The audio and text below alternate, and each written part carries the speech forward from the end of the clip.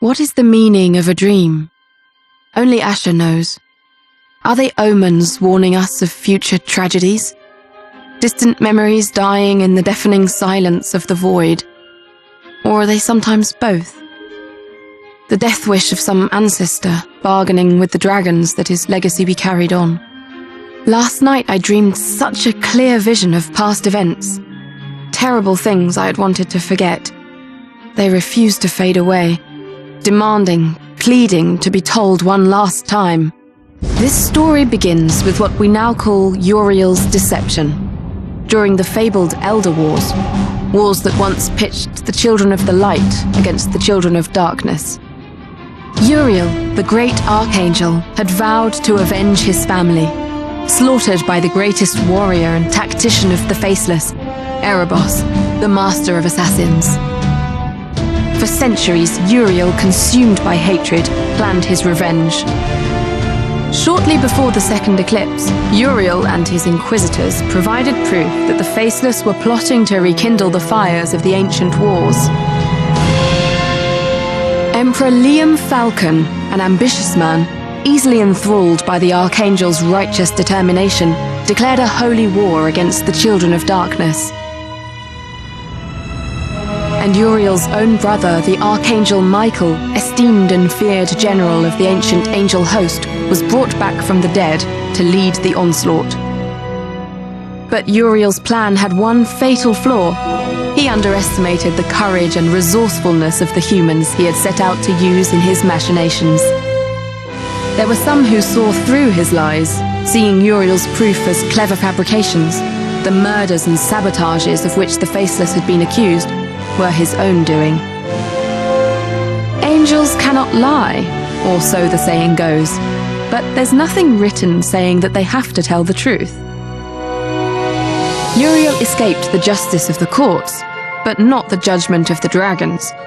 Uriel, Michael, and the Emperor Liam perished in the bloody fires of the second eclipse.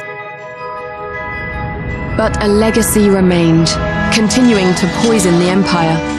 When the true extent of Uriel's deception was revealed, the scandal nearly ripped the once great and holy nation apart. Distrust grew between the Empire and its allies. Dissentful whispers could be heard throughout the hallways of the Imperial Court. And outside of the Empire's borders, the colonies and protectorates were clamoring for independence. In an effort to calm the troubled waters, Liam's heiress, the young Empress Gwendolyn Falcon, proclaimed a series of reforms that were immediately unpopular with the more conservative nobles. These tensions came to a head in the Aegean Peninsula. Once a jewel of the Falcon Crown, the great port of Carthal on the Savage Sea was threatening to secede and join the loose coalition of the Free Cities. Skirmishes were multiplying between the rebels and imperial garrisons. Brigands were stalking the trade routes, and pirates were raiding the coasts. This is a story of a particular group of adventurers who had just set foot on the peninsula for the first time, on a quest to fulfill the dying wish of their mentor. They were called raiders, but would soon be known as legends.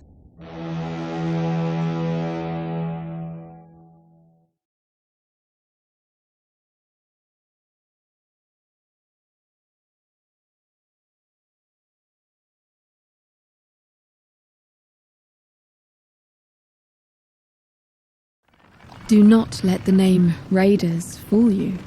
They were not mere brigands or adventurers only interested in glory and gold. They believed in a higher calling, an ideal of honor and courage. These values were the legacy of their mentor, Owen, a raider himself, and a veteran of the Battle of Hammer Fall.